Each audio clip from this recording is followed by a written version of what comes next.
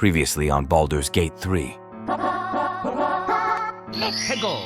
A ferocious squiddy, all for myself. You want more? I'll give it to you. The fate of the Grove's inhabitants hangs in the balance. The time has come. Kill everyone. Hells, you're with them, aren't you? What are we going to do? End of flashback. Baldur's Gate 3, a game of unrelenting savagery, a role-playing experience of devastating choices, and a world of dishonorable thieves. Welcome back to my Jack-of-all-trades honor mode campaign, where the not-so-heroic Squidward must brave the dangers of a fantasy world bent on ruining his life, where there is only one save file for the entirety of the series, and a full party wipe is game over. Squidward must do all of this while also putting one level in all 12 classes to earn the Jack-of-all-trades achievement. And with all of that out of the way, let us continue with Squidward's journey through honor mode. Despite the name of this video, there's actually quite a few things to wrap up in Act 1 of Baldur's Gate 3 that I sort of neglected since I didn't know if I would actually continue making videos like this, but I am here now, and I want to be thorough. So first things first, I let my boy Volo stab Squidward in the eye so that he can give him a better one. Second thing to do is to stomp on some pregnant hyenas before they give birth to unwanted gnolls. Third thing to check off my list is to pay Karlach a visit and see if she would like to join Squidward's intrepid band of honorable thieves. All those people in the Druid's Grove, you slaughtered them to a man. Turns out that she wasn't really a fan of Squidward's exploits. So I decided to chop off Karlach's head since she was giving me so much lip. All this belly stomping and head slicing gave Squidward the necessary motivation to reach level 5 in his newfound career.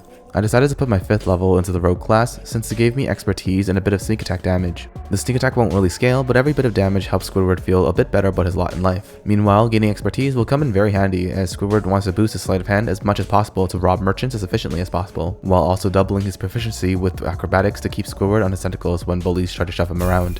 After leveling up, Squidward decides to make a detour to the Underdark, where a brutal conflict between evil dwarves and corpse-loving mushrooms seem to be brewing. I decide to side with the dwarves and make myself some mushroom cream soup, using a few barrels of fire wine and a dash of firebolt. The mushroom men were quite vulnerable to fire damage, and so knowing their weakness, Squidward and the gang were able to easily cook themselves a nice healthy lunch. Yummy. After getting back to the evil grey dwarves, I told them all about my wildfire prevention credentials, and they were so impressed that they gave me a free boat to travel to the legendary Grimforge, where magical adamantine items could be crafted. Now, I didn't need to do this part of the game to progress to the second act, but I felt that having adamantine armor on honor mode would be an incredibly useful tool for my party to possess, since the magical armor crafted here would give the wearer immunity to critical hits. An enemy rolling a natural 20 on their attack roll could potentially be the end of my campaign, so I felt that it was necessary to have some sort of insurance policy against bad luck. As Squidward reaches the shores of Grimforge camp, he almost gets mugged by a fellow Baldy, but was able to de-escalate the situation by telling them how passionate he is about his finances. Unclog your hole. Fast forwarding through time and space, we finally reach the Adamantine Forge, where I can finally craft my super cool armor. But of course, there's always a complication. Emerging from the lava-filled pipes is a big old golem named Grim, who is the guardian of the forge. The boss fight was an intense and lengthy process of running around in circles and trying not to get stomped on, while also baiting the robot to stand still in the middle of the arena so that I could smash him with a hydraulic press 4 times. At the end of the day, Team Cephalopod barely won, with Squidward's body drenched in lava and the rest of the party being on death's door. But still, the cashier picked himself back up and was eager to reap the spoils of war. The destruction of the golem gave enough experience to get Squidward to level 6. This time, I decided to go for the Ranger class. I chose Ranger because it gave me a decent amount of hit points while also being a half caster class, meaning that I get some spell slot progression on my multi-class character. Dipping 1 level in the Ranger class also gets me the favored enemy and natural explorer abilities, and I chose the options that gave me True Strike and the passive fire damage resistance, both of which are fairly useful to me.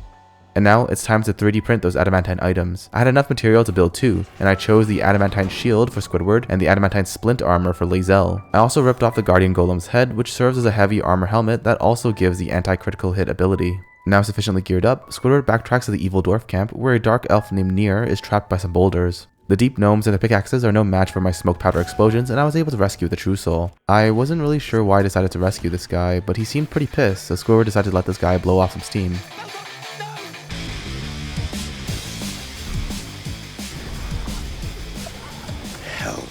After Nier's workforce trimming session was done, some money-hungry dwarves decided to pick a fight with the Cult of the Absolute for not paying them enough, which Squidward can relate to, but then again, worker solidarity is overrated, and making inroads with middle managers is the name of the game in this day and age. So Squidward and friends decide to wipe the floor with the unionized dwarves in the hopes of climbing the ranks of the cult. But after all is said and done, the Dark Elf didn't want to talk to me, even though the journal entry told me to talk to Nier to complete the quest.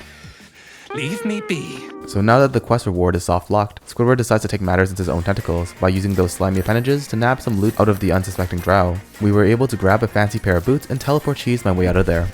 Some time passes and we encounter a malicious swamp granny. Auntie Ethel wanted to pop Squidward's eye out and give it some lip, but I already had my optical organ removed by Volo, and that was a special moment between bros, so of course I had to reject the hag maxing offer. My ego got the better of me, and Ethel noticed Squidward's long arms inside of her coin purse. Are as thick as they come, sweetness. Things went south pretty quickly, and my party found itself fighting a losing battle against Auntie and her magical decoys. I hate to admit it, but the green hag got me good, and Marina paid the price for being annoying in the cutscenes. In the wake of my explosive failures during the first half of the battle, I realized I needed to lock in, or else all my progress would be for naught. I finally figured out which one was the real Auntie Ethel, and Lae'zel laid the smackdown on her lumpy figure. After I burned through 3 more action points, I prepared the ground for a second shot at Fiery Vengeance, and this time there was no mistake. I pounded the hag with a flurry of magic missiles, but she was able to use a mind-controlled shadow heart to heal herself back up. Ethel's clones were now spamming hold person, and Squidward was running away in fear, which made it impossible for me to finish the job. I thought to myself, damn, I guess this is how it all ends, huh? Dying to an evil granny in her own treehouse. But then, something shifted in the Matrix. Wait! Wait just a tick! For whatever reason, Auntie Ethel chose to surrender at that very moment and permanently buff one of my ability scores. And suffice to say, I gladly took her up on that offer. The hag rips out a piece of her hair, and Squidward greedily swallows it to increase his dexterity score from 17 to 18, which finally allows Mr. Tentacles to have a +4 to his main stat. After the hag arc was finished, I thought now was the time for me to go through the mountain pass and get to Act 2, but I ended up running into some of Lae'zel's friends who wanted to kill us and steal our magic relic. Squidward's smooth head and even smoother tongue was able to placate the Dragon Rider Githyanki boss, and we instead travel to a monastery that has been turned into a Githyanki base to maybe cure our tadpole problems. I actually completely missed this part during my Tactician playthrough of this game, so I had no idea that Act 1 still had this much content left over, so I'll try to summarize and keep everything brief. We see some gnome cultists get shot, I decide to blow up some anti-magic cats, I then proceed to blow up some alcoholic kobolds, and following all of that, I see some angry Gith warriors searching for the very important MacGuffin that's actually in Squidward's pockets. I eventually found a Gith scientist who seemed to be studying Mind Flayer parasites, and apparently can help extract the tadpoles from our brains using an exotic looking device. Lae'zel seemed to be pretty excited by the fleshy gadget, and so Squidward, ever the gentleman, decides to let her go first. In an unsurprising turn of events, the device that extracts stuff from your brain is actually quite detrimental to your ability to sustain life. Squidward tries to get Lae'zel out of the electric chair, but she seems to be really feeling the moment. But as the situation became increasingly dire, Squidward got the brilliant idea to instead absorb the power of the electric chair into his octo brain. I honestly did not expect much considering my previous roles, but RNGesus smiled upon Squidward that day, and I got a natural 20. Listen again! Which apparently causes the chair to combust. Lae'zel survives another day with only minor brain scrambling, which she never uses anyways. Parasite! I still feel it! Squidward then swoops in with his silver tongue and lies to the Gith scientist, convincing her that the parasite is dead despite Lae'zel yelling about how it's still alive a few seconds ago. Really? All of this drama gave me and Squidward the hunger to level up, so the gang decided to grind some Gith into EXP in order to reach level 7. For my 7th Jack of all trades level, I decided to go for the Bard class. Mainly it was for the spell slots and cantrips, but getting some bardic inspiration also helped to sweeten the deal. But the paradox of murdering people to gain power is that once you level up, you get stronger, which makes it even easier to eat the weak. And so Squidward and friends decide to mop up the rest of the Githyanki. Starting with the youths in the dormitory, then the pets that they keep around, and then finally the Githyanki captain herself. After converting all of the Gith living inside the monastery into a yellow bar, I decided it was time to face off with the Inquisitor, the Githyanki boss that wanted Squidward's magical artifact. Give it to me.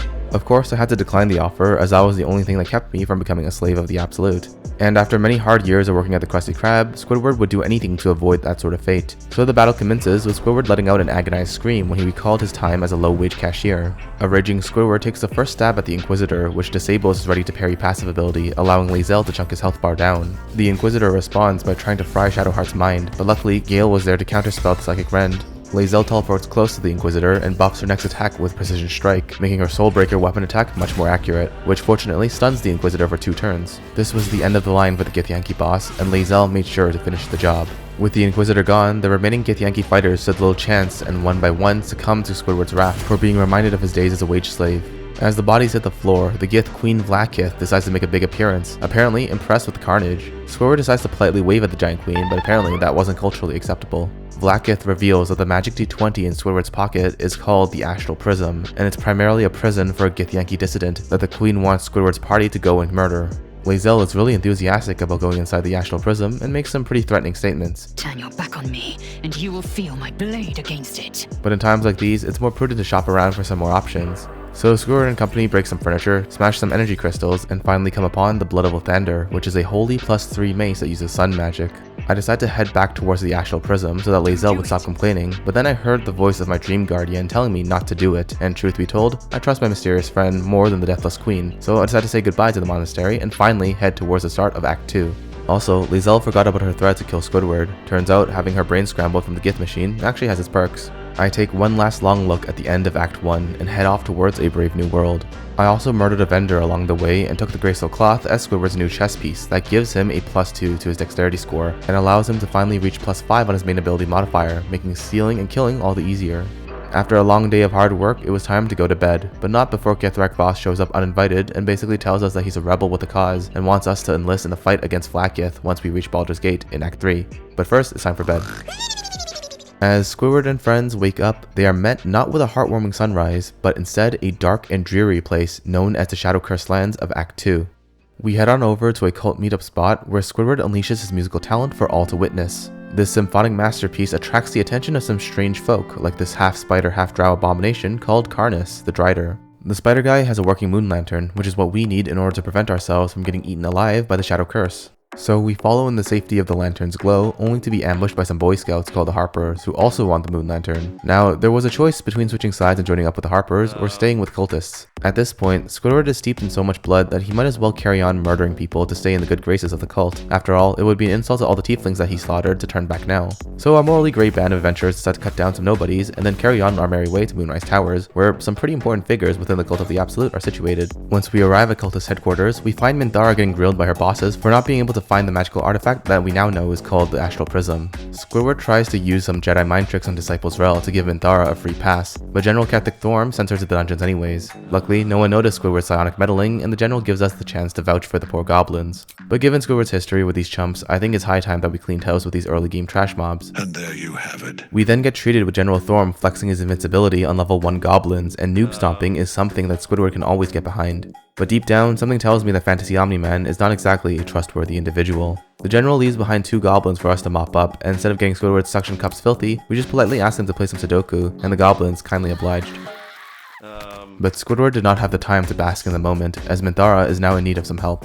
The Dark Elf lady is getting her head scrambled by some psychic tormentors. Squidward, ever the smooth operator, was able to convince the sadistic deep gnomes that Baldy has got this covered. Plunging deep into Minthara's grey matter, we see that she's having a very bad day. So we hatch an escape plan where Minthara pretends to get her mind wiped, and then hopefully the guards will walk away. Minthara is then released from a psychic waterboarding session, and Squidward threatens to snap the gnomes like a twig, and that was apparently good enough for everyone involved.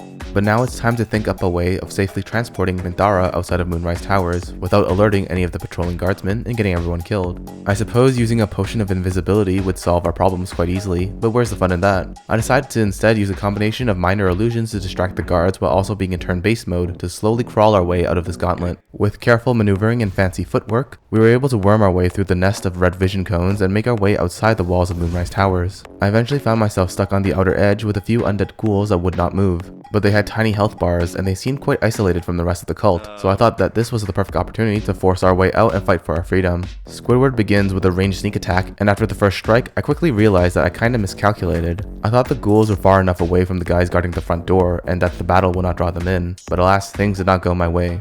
I knew that if I didn't kill everyone quickly, then they would most likely call for reinforcements, so time was of the essence. I ordered Shadowheart to shoot a sunbeam at the ghouls, hoping to kill 2 birds with 1 stone, but I guess the level 3 undead are sturdier than I gave them credit for, so I switched to plan B. Lae'zel leaps into the fray, quickly cutting down 1 ghoul, and Gale's little demon pet named Fork finishes off the second one with 1 hit point. Now that the way is clear, Lae'zel with her elixir of bloodlust goes on the offensive and scores a lucky critical that brings the adept close to death on the surprise round. Lae'zel immediately gets a fresh round to work with and slashes at the wounded adept, popping her death ward, allowing Fork to scratch her to death. Unfortunately, the dice gods decided to give Lae'zel the thumbs down at that moment, and she rolls a natural 1. I didn't want to take any chances of having the surviving zealot call for backup, so I chose to resolve this conundrum by shoving the last door guard to his doom. The last ghoul was quickly taken care of, and I got a free tadpole parasite, and Minthara got her freedom. Now that everything got sorted out, it was time to head back to Moonrise Towers and talk to Zrel. The disciple decides to probe Squidward's mind to see the goblins playing Sudoku. Lucky for us, Zrel seems to be afflicted with smooth brain syndrome and doesn't seem to notice the fact that I just broke Minthara out of the dungeons. She gives us a mission to go look for a powerful relic that General Thorm needs before launching an attack on Baldur's Gate. So our little party decides to go explore the rest of the map in search of this important relic. Along the way, we encounter some more Harpers who rudely ignore us, so I decide to grind them into fine EXP paste. We also happen upon General Thorm's less than alive family members, such as the Golden Lady, whom I threatened to slit her fat throat open if she didn't grant me free passage, and so she promptly exploded into a fountain of golden coins. We then have an encounter with another diabetic named Thizabald, who likes drinking and telling stories. So Squidward humors the drunkard with his gift of the gab, which by all appearances was too much for the big man, and Thizabald bursts open at the seams. All of this relic hunting sure was efficient in gathering experience points, and Squidward pretty quickly reaches level 8. This time I decided to go for the Sorcerer class, which gives me more cantrips, more spell slots, and a bit more hit points compared to the Wizard class. Now back on the road, we were able to book an appointment with Dr. Malice Thorm, who seems pretty gung-ho on alternative medicine, so I decided to remind him that he needed to lead by example in order for the nurses to get better at homeotherapy. It worked like a charm, and everyone was feeling a lot better by the end of the session. With all of that hard work out of the way, I decided to go treat Squidward with a nice trip to Last Light Inn, where I hear a bunch of good fellows are holed up. Regrettably, the reception at this inn was not the 5-star experience that I was hoping for, and this old lady named Jahira decided to interrogate Squidward about tadpoles. I tried to assure her that Squidward is quite obviously an octopus and not a frog, but she was having none of it, and was ready to strike down my turquoise hero. But Squidward, ever the slippery cephalopod, was saved at the last moment by a stranger named Marcus, who turns out to be a true soul in the cult of the Absolute, and seems to believe that Squidward is also a fellow sheep. This was enough for Jahira to return to civil diplomacy, and with a bit of elbow tongue grease, Squidward was able to perfectly deliver the classic "just trust me bro," and after hearing that, Jahira had no choice but to let us go free. Congratulations. You've earned yourself the benefit of the doubt. The old lady then spikes our drink with some dank magical grass and tells us that Gathric Thorm is actually invincible and can shrug off mortal wounds like it's nothing. But Jahira believes that this immortality must have some source, and Squidward, being the big brain octopus that he is, can put 2 and 2 together. The relic that Disciples Rel told us to track down probably has something to do with Gathric's mysterious powers. Having an invincible supervillain be Squidward's boss is a recipe for worker exploitation and abuse of power, which is something that Squidward is all too familiar with. In order to protect himself from falling prey to such machinations, we need some better gear, and luckily the Harpers have a fresh merchant for us to liberate some goods from. Even better is their lax prison management, which allows a resident swindler to easily walk out of the gates right after getting caught. As soon as my group was done stocking up on our free merchandise, I decided that I needed to go speak with Marcus, the true soul that helped Squidward out at the entrance of the inn. Marcus apparently has a mission from Gathric Thorm to take Isabel alive. From what Jahira told me, Isabel is a cleric of Saluna, and is the one that is preventing the shadow curse from infecting the inn. If Isabel gets taken away by Marcus, things could go very badly for the only opposition that General Thorm has, and that could portend disaster for a working class man like Squidward if our employer no longer has any real competition. So I decide to be the difference that I want to see in the world, and I tell Marcus that Squidward will be taking his guts away. The battle begins with me trying to carefully analyze my foe, only for a nosy Harper to walk nearby and become hostile to Squidward's party, which unfortunately aggroes even more Harpers, including Jahira. This was definitely not part of the plan, and here I was trying to do a good deed and help prevent people from dying this time. But now I'm in a tricky situation, and I need to unleash my full might upon Marcus and then make a quick getaway, before being swarmed by the Harpers. I start off by casting Polymorph on Marcus and turning him into a sheep, which prevents him from taking his turn. This provides enough time for everyone to get inside Isabel's room, and for Lae'zel to position herself right next to the sheep. Lae'zel goes all in with her Great Weapon Master, destroying the Polymorph and gaining an additional action point thanks to the Elixir of Bloodlust. I wanted to try and do a trip attack on Marcus so that the subsequent melee attacks against him would gain advantage. Sadly, he rolled well and only took the damage. With Lae'zel's last superiority die, I made her use precision attack to try and boost my chances of landing one last all-in attack. My resources were well spent, and Marcus was now on his last legs. Lae'zel tried to go for the finishing blow with her bonus action, but my lucky streak ran out and I missed.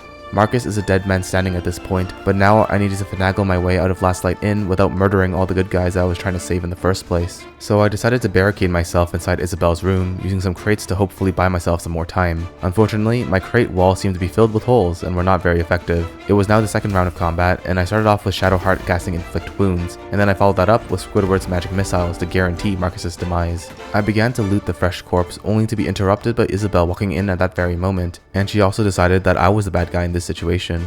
I was honestly kind of surprised that the battle didn't just end and that we could, talk to each other and give myself the opportunity to explain that Marcus was the true villain in this story. But now is not the time for common sense. Right now, I had to figure out an escape plan while also minimizing casualties. I knew that the best way to escape from combat in Baldur's Gate 3 is to teleport back to camp, so I needed to create some distance between me and the Harpers. I continued to build up my wall of crates in the hopes that I could confuse the enemy AI, but I also realized that there's just too many Harpers everywhere, and I needed to thin their ranks in order for me to get the chance to flee.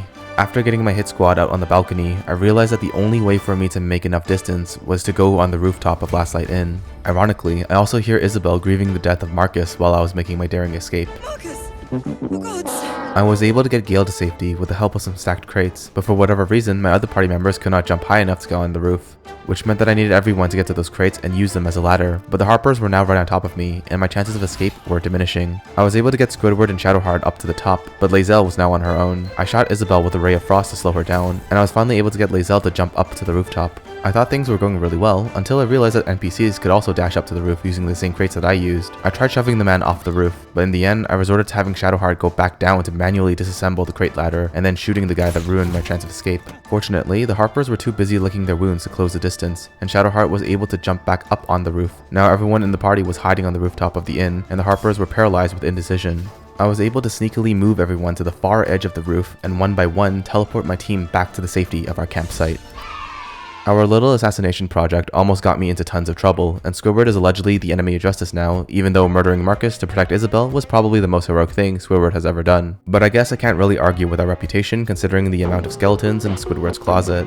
After our little killing spree, I decided to check up on the Harpers to see if I can talk some sense into their smooth brains, only to be met with a rather disturbing sight. It seems that the Shadow Curse was able to invade Last Light Inn, kill Jaheira, and bring back the rest of the Harpers as foul and dead. This was quite perplexing to me, as I can clearly see the moon shield still intact, but maybe that little slip that Isabel had on my Ray of Frost was enough for the shadows to slaughter everyone inside. Well, so much for the competition that I was trying so hard to preserve. This whole endeavor has been one catastrophe after the other, and the only consolation prize that I can confidently claim is their EXP. The cursed tree tentacles and undead Harpers were all very easy to wipe out, and it also allowed me to test out Minthara as a replacement for Shadowheart. Eventually, the fight was over, and I went to town on the dead bodies, stripping the remains of their valuables as any adventurer would do. This was also the moment that I reached level 9 on Squidward, and this time around I chose the wizard class, mainly for the extra spell slots, cantrips, and spell buff, but also for arcane recovery, which allows me to replenish a level 1 spell slot.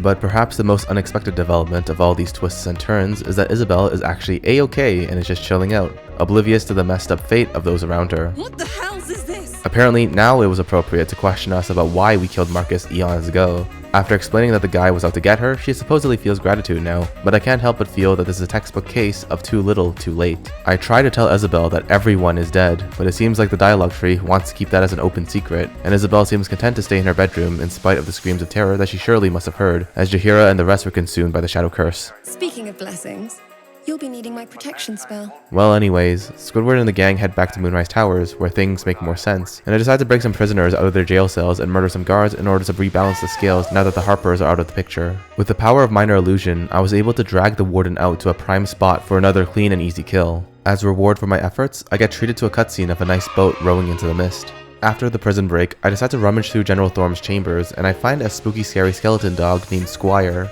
I try to give it my best salute, but the dog was not impressed, so I decided to relieve some of my stress by stabbing the Skeledog back to death. That poetry session really got me in the mood for some homicide, and I was able to use my patented minor illusion spam to tug the Mistress of Souls downstairs, where all the guards were already dead, and then proceed to dust her off as well. Following up on my EXP thirsting rampage, I was now ready to brave the Gauntlet of Shar, which was the last place on my map that I haven't checked yet for the mysterious relic. Upon my entry to the underground dungeon, I was met with some Skelebros that are minions of Balthazar, a powerful necromancer in service of Ketheric Thorm. They were not very happy to see me, because apparently Squidward's clapping cheeks were loud enough to alert the Dark Justice CRs, the guardians of this gauntlet. During my first contact with Shadowheart's belligerent colleagues, I realized that they spawned from these umbral tremors, and so crushing these black balls would be my top priority. Unfortunately, none of my boner comrades survived this battle, and so we trekked through the Gauntlet of Shar in search of Balthazar ourselves. We eventually found some more affable skeletons, but they seemed to be distracted with equine anatomy.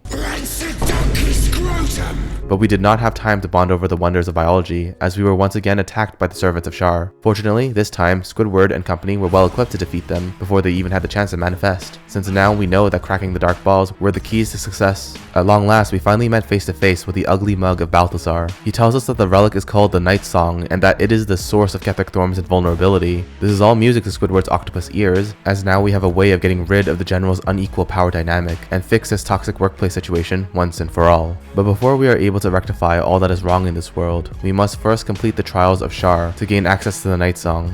The first trial was a test for the sneaky, so I wheeled out Asterion for this one and was able to finish it without much trouble. The second trial was all about following the invisible path. This trial was probably the most annoying of the bunch, and it cost me a pretty penny in resurrection services whenever I failed. The third and final trial is a not so subtle message from the developers to unalive yourself.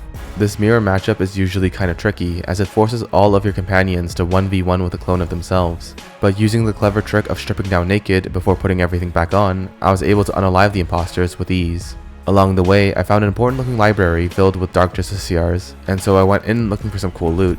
I smashed through the library guards and was confronted with a fancy pedestal surrounded by traps. Turns out, to get cool loot in the library, I needed to actually read some books. How novel. But at the end of the day, the whole setup was actually just a gigantic ego stroke from the goddess Shar, basically talking about how impressive she is. But all this flexing is tolerable, as now I'm able to cash in my efforts and get some respectable gear alongside a beautiful Spear of Night. Squidward and associates then walk over to the ancient altar where we can slot in these umbral gems that were the rewards for completing the Trials of Shar. Things seem to be progressing well, but I am still missing one last umbral gem to reach the Nightsong. I happened to cross paths with a rather large cat with tentacles on its back, and I figured that maybe it swallowed an umbral gem like a hairball, so I began to lay the groundwork for a quick euthanization of the displacer beast. I was able to get the jump on the dark-furred predator, but unfortunately, its owner seemed to notice the commotion and was coming over for a not-so-friendly conversation. Yurgir threw some hand bombs down at Lae'zel, but mercifully, they did not explode, and I was able to pick them up like free candy from a white van. Eventually, I was able to skin the cat, but I burned a lot of resources during the trials, and I seem to have now lost the element of surprise on these devils. So I opted for the galaxy brain maneuver of running away and living to fight another day. Back at the campsite, I was able to finally lay Squidward's bald head to a well-earned long rest, where I met up with my dream guardian, and I was reminded of how incredibly thick her legs were. Suffice to say, Squidward rested easy and was ready to tackle the bereaved cat owner on the next day. This time, Yurgir is in a much better position for my death squad to come in and do some real damage to him early on. I make sure to cast haste on Lae'zel and then have Squidward initiate the fight with a ranged sneak attack. Lae'zel jumps in only to be blasted away by Yurgir's concussive burst. The Orthon then disappears using invisibility, which completely derails the plan that I had in mind. But on the bright side, Minthara was still hidden, and that allowed me to pick up some more free explosives without sacrificing anyone's movement speed. Even though my plan to do some big damage to Yurgir on the first round was now foiled, I still needed to make the best out of the situation, and I began to position all of my units around a choke point to prevent anyone from getting blasted into the abyss. Yurgir pops out of his invisibility and does a 1-2 punch with him throwing out explosives and then triggering them on the same turn, dealing a ton of damage to Squidward and his friends. But Squidward was born to suffer, and he instantly began to heal himself and those around him. Minthara finishes off a Maragon but gets punished by Yurgir's blinding ambush, which does critical damage, bringing Minthara down to a dangerous level of hit points. I desperately began healing as much as I could, but things were looking dire. Fortunately for me, Yurgir got distracted by Gale's elemental minions, and that gave Squidward enough time to throw down some AoE healing. I also was getting pissed off with Yurgir's annoying party tricks, and so I had Squidward chug a potion of speed, which gave me the action point I needed to cast Fairy Fire, revealing Yurgir's position. I attacked him with my air elemental, which caused Yurgir to waste his blinding ambush. Gale rolls a natural 20 on his acid arrow spell, but the damage was minor. The Maragons were now coming at us with their full fury, and I was beginning to feel cornered. Lae'zel was still decently healthy, so I buffed her with Minthara's Inquisitor's might, and I began to chop down the Maragons one by one with all the strength that I had. I was able to clear a path for Lae'zel to try and go for Yurgir, but the dice did me dirty that turn. I repositioned Minthara next to Yurgir, and I plugged the gap with my disposable summon in the hopes that my damage dealers would no longer be targeted by the Maragon horde, and that Squidward can soak up the damage. Yurgir stabs Lae'zel with his dagger that inflicted the poison condition on her, but he also missed his crossbow shot on Gale, so he didn't really do that much damage. This was great news, as now my entire party was in range of Yurgir, and I have free advantage on him thanks to Squidward's Fairy Fire. Squidward crits Yurgir with a sneak attack and is able to do a shocking amount of damage on the Orthon. This sets up Gale for a perfectly timed magic missile using a 4th level spell slot, shooting out 6 projectiles that never miss. The onslaught of force damage was enough to finally bring Yurgir to his knees, and his Maragon soldiers soon followed him back into the 9 hells. After the boss fight, I explored Yurgir's bedroom and discovered that he had quite the body count, judging by the state of his crib, but more importantly, I also discovered the final umbral gem that I needed to reach the Nightsong. But before I head down to rectify the imbalance of power, I needed to pay a visit to good old Balthazar, who will probably stand in Squidward's way. So in order to strengthen Squidward's tentacles in the bargaining to come, I need to blow up the general's right-hand man. I stack explosive barrels all around Balthazar, and I light the fuse with a classic fireball to the face. Balthazar survives the inferno, but apparently one of my barrels contained a sneaky kobold, who then heroically tanks a ray of sickness for me. Lae'zel then leaps in to finish off the fat necromancer. The surviving undead minions did not really have much fight left in them after that. With the supervisor no longer obstructing Squidward's crusade against unequal power dynamics, I can now confidently lay down the fruits of my labor upon the ancient altar and claim the Nightsong as leverage. We take a dip into Shar's indoor pool, and something seems to drag us down deeper until we reach a howling hellscape known as the Shadowfell. This prison realm seems to encourage parkour activities, allowing Squidward's party to jump down without any issue. At long last, we finally reach the elusive Nightsong, and it turns out that the relic is actually a child of the moon goddess who was blessed with immortality. Balthazar's magical prison sucks out the Nightsong's eternal life and uses it to make Ketheric Thorm invulnerable. At this point, Squidward was pretty dead set on destroying the Nightsong, as it was the source of Ketheric's ability to negotiate unfair contracts with his employees. And also, Isabel has proven that the power of the moon goddess is not what it's cracked up to be, considering all the dead Harpers. So I let Shadowheart do her thing and watched as she rammed her evil spear into the Nightsong, weakening Ketheric Thorm's bargaining position for me. Shar seemed to be stoked about the recent events and decided to give Shadowheart some even better gear. The moon shield protecting Last Light Inn crumbled away, but it didn't really matter since most of its inhabitants were already dead. I decided to go visit the inn to check on how Isabel is doing, and it seemed like she turned into unbaked dough, which is unfortunate for her, but more loot for me. After finishing with the oven, I decided now was the perfect time to strike at Moonrise Towers and give my demands directly to the general himself. At the entrance, we are met with a rather unhappy Zrel who seems to have caught wind of Squidward's negotiation tactics and now wants to lynch him. But unfortunately for Zrel, the only fool I see is the one talking to her own mirror images, and the ever-loyal orc lady was put down just like the general's bone dog. Squidward's crusade for worker rights takes him up to the stairs and onto the top of the tower, where Ketheric Thorm seems to be suffering from varicose veins. The general was not interested in working towards a compromise solution that could have patched things up between the two parties, and instead was content to see his employees as slaves. He tries to force Squidward to get on his knees, but as luck would have it, the Astral Prism also protects Squidward against workplace harassment. The time for diplomacy is now over, and the fateful battle begins. We see Karnus the Lantern Spider make a return, and he instantly goes for Lae'zel's throat, taking a chunk of her health away. Squidward casts Bless on his team, and Minthara goes to town trying to smite the spider guy. Lae'zel attempts to stun the abominable spider, but sadly whiffs on her special weapon attack. I sent Minthara out to the killing fields in the hopes that Ketheric and his minions will target her instead of anyone else, but I'm not completely heartless, so I tell Squidward to perform a song to give her bardic inspiration. Ketheric Thorm decides to birth some more undead skeletons on his first turn and moves to the center of the battlefield. This gives Gale the perfect opportunity to land 2 fat fireballs on the enemy blob, knocking the skeletons into a catatonic state and chipping away at the general's hit points. An enemy wizard takes a pounding from opportunity attacks, but is still able to land a fireball on most of my party members. Karnus the Spider uses his second turn to cast Spindleweb Sanctuary, which prevents me from attacking him directly unless he attacks first. So I decided to purposefully trigger his attack of opportunity on one of my elemental summons, which breaks his sanctuary but causes extra psychic damage to land on Lae'zel. Meanwhile, Minthara takes the chance to eliminate the enemy spellcaster, but every death in this fight will create an undead egg pouch that hatches in 2 turns, which spawns a new skeleton minion for Ketheric Thorm. Squidward realizes that this is going to be a battle of attrition and decides to turn into the best potion thrower this world has ever seen. Ketheric Thorm shows off his spooky side and causes Lae'zel to be frightened. He also orders his bone boys to focus fire on Gale, giving everyone advantage against my squishy wizard. But there is always a silver lining. Minthara successfully lands an attack of opportunity on Ketheric, which crits, allowing her to cast Divine Smite at peak efficiency, doing tons of damage to the old man. Gale is going to have a bad day if he stays in the center, so he missy steps up to the podium while also throwing out some AoE spells to destroy as many bone babies as he can. Gale also moves a heavy chest in front of him, hoping it will dissuade anyone from trying to murder him while he is still marked. This dastardly strategy actually paid dividends, as General Thorm tries to use his Horde Strike attack on Gale but got blocked by the decorative stone railings on the stairs.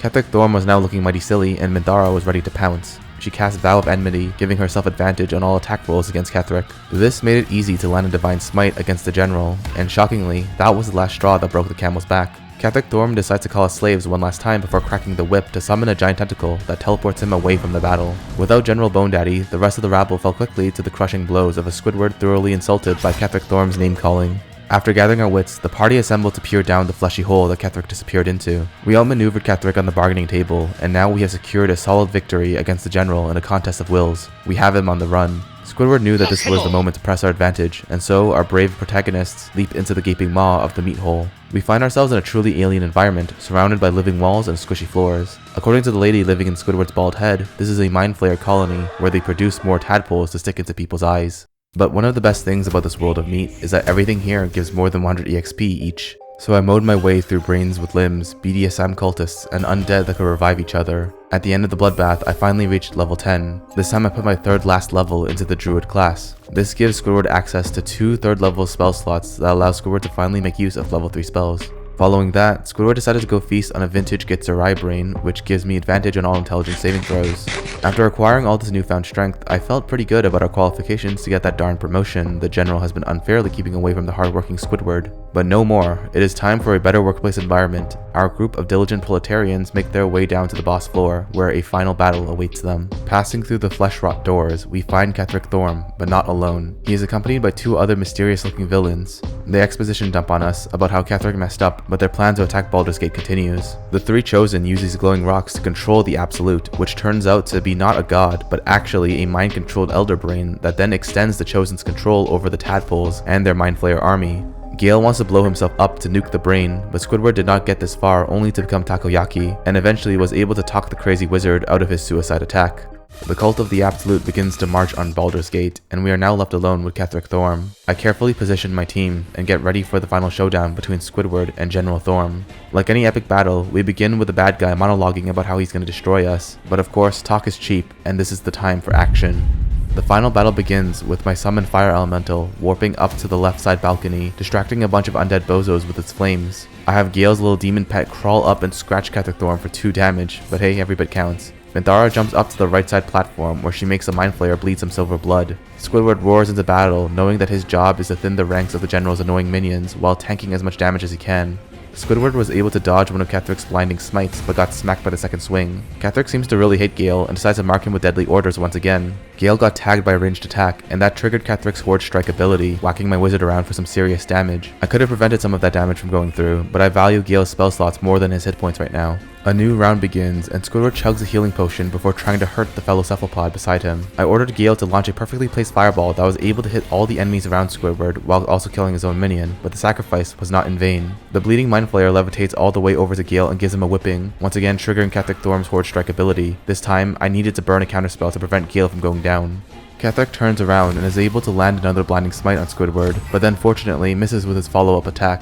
Lae'zel climbs up to help, clearing the bone babies that were about to hatch, before downing a potion of speed that gives her a second action point. Lae'zel tries to go for the Soulbreaker Sun attack on Ketheric, but he makes a saving throw. Lae'zel then gets slapped by Ketheric's Horde Strike that debuffs her. My minor elemental ally finishes off the Mind Flayer, that then instantly gets revived as another Necromite. Squidward, the Potion Lord, tosses out another potion that heals both himself and Lae'zel. Squidward then activates Second Wind, which brings him up to about half health. Gale has had enough of being a punching bag, and decides to teleport upwards onto the left side balcony, finishing off the rest of the undead underlings over there. Minthara leaps across the battlefield to reach Ketheric Thorm, but sadly only tickles the old man. Ketheric once again smites Squidward, but then misses with a second Divine Smite. Ketheric's 3rd level spell slots seem to be used up, and now Squidward's potion chugging seems to be outpacing the general's damage. Lae'zel decides to throw her hat in the ring of incompetence and misses 2 of her attacks, forcing me to burn her action surge to bring Ketheric's hit points lower so that the rest of the team could finish him off. Minthara was the one to drop the Bone Commander to his knees, and a cutscene soon followed. Ketheric Thorm realizes that he could not hope to match Squidward's impeccable talents and sacrifices himself to his god Merkel. The malicious geezer was gone, and in his place was a gigantic boner lord wielding a spooky scythe. The Apostle of Merkel does a devastating sweep attack, knocking Lae'zel down. But Lae'zel is not so easily spooked. She gets back up and buffs herself to the high heavens in preparation to give the boss osteoporosis. I use the Executioner ability to guarantee a big crit on the Apostle, but the boss retaliates with the Gaze of the Dead, which frightens Lae'zel. She was also running out of her potion of speed, which would stun her for a turn, but by using Lae'zel's extra attack feature, I was able to have her throw a new speed potion at herself, refreshing the timer and only suffering from the stun when her turn was already over. Minthara was now stepping up to the plate and continued to pile on with her own set of smite-infused critical hits. At this moment, I also remembered that I brought along some fire wine barrels, which I began to promptly stack next to the Apostle before blowing them up with my fire elemental.